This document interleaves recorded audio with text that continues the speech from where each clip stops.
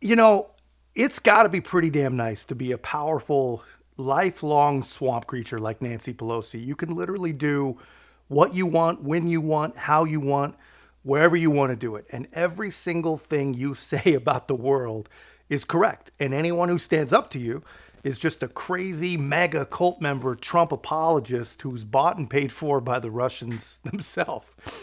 Even if the person you're talking to is a propaganda polluted, state approved MSNBC host. And here's the thing, man. If you're Nancy Pelosi and you're out on your media gaslight tour spreading the gospel about Joe Biden and the economy, and you're getting called out by a propagandist on MSNBC, you're done, man. Pack it up. The show is over. The tour is over. Just watch poor Nancy, man, where she forgets where she is and she calls Katie Tur, of all people, a Trump apologist. Pretty classic. It isn't what Bill Barr's interpretation is if he thought he heard it or didn't hear it. What it's important is what Donald Trump has said. Donald Trump is a great threat to our democracy. What is a democracy? What are the pillars? What are the pillars? A free and independent press to tell the story of what's going on, to keep everybody informed of what people are saying and doing. That transparency is essential. A independent judiciary. An independent judiciary, when they're practically threatening on TV exposure of jurors in a trial of the president or any trial, and any of that. What is an independent judiciary? It's about free and fair elections. And what do they do but suppress the vote? So there's nothing in his performance, if that's the word we'll use, what he has done, that would indicate that he cares, prioritizes, or ever valued or did anything to support a democracy. And now on the ballot saying he should have immunity from whatever he might do. I mean, really, I have sympathy and respect for everybody who votes. I'm just glad people vote. I know some of them will always reject those of us who may look different to them in leadership or the rest, and that's that. But there are those who have real legitimate concerns about immigration, globalization, innovation, and what does that mean for their job and their family's future? And we have to address those concerns. And Joe Biden is doing that, created 9 million jobs in his term in office. Donald Trump has the worst record of job loss of any president. So we just have to make sure people know. That was a global pandemic.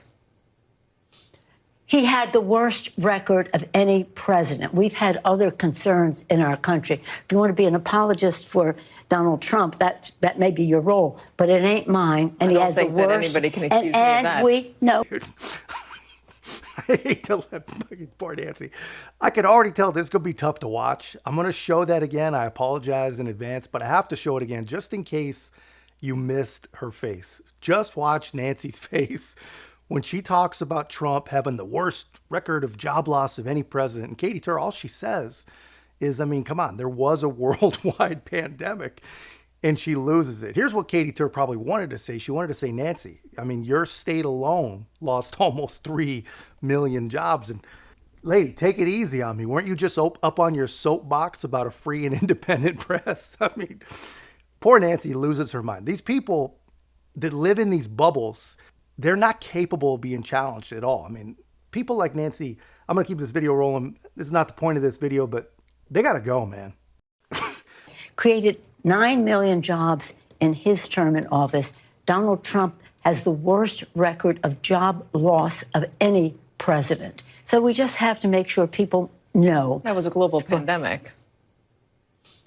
He had the worst record of any president. We've had other concerns in our country. If you want to be an apologist for Donald Trump, that may be your role, but it ain't mine. And he has the worst. I don't think that anybody can accuse me of that. No, but let me just say, as a Speaker of the House, we put forth a $3 trillion bill. $3 trillion of investment in communities and the rest, and that stimulates the economy. When you're trying to paint Katie Tur on MSNBC as a Trump apologist, then you're in real trouble. I mean, your messaging, it's got some freaking issues, man. If the people on MSNBC don't believe that Biden has created 9 million jobs, is the most prolific job creator in the history of the world, If those people don't believe it, there is no one on the face of this planet that will ever believe that. I mean, something tells me there's a whole lot of Trump apologists out there, because here's the thing. People are not stupid. You know, we were there. People were all there. They remember. They know that we lost something like 20 million jobs during the pandemic. And a lot of people are aware that by the time Biden took office, we'd recovered something around 11 million of them, right? Biden happened to be keeping the bench warm while we recovered another 9 million, and he pretends to be a hero. And you know what? I wish that Biden was pretending to be a hero on all this stuff, on the border, on foreign policy, on military recruitment, peace in the world, on energy. Can you guys even imagine for 1 second if there were no Biden executive orders that literally systematically destroyed every single Trump policy? If he had just continued, I don't know, half or even less than half of what Donald Trump started, he could actually pretend to be a hero. He could go down as the greatest president in the history of the world, but he couldn't do it. The hubris, I mean, they just couldn't do it. Joe Biden is no hero, and people know it, man. People are not falling for this garbage anymore, and they're not going to fall for it, you know, because people are not doing well. People know something's wrong. They might not know exactly what is wrong, but people know that things are not working for them, and they can still remember a time when they were working, because it was only 4 very, very long years ago. But that's just my take, guys. Let me know your thoughts in the comments. If you haven't already, be a part of our growth. Make sure to like, comment, subscribe. Most importantly, share the channel. I'll see you in the next one.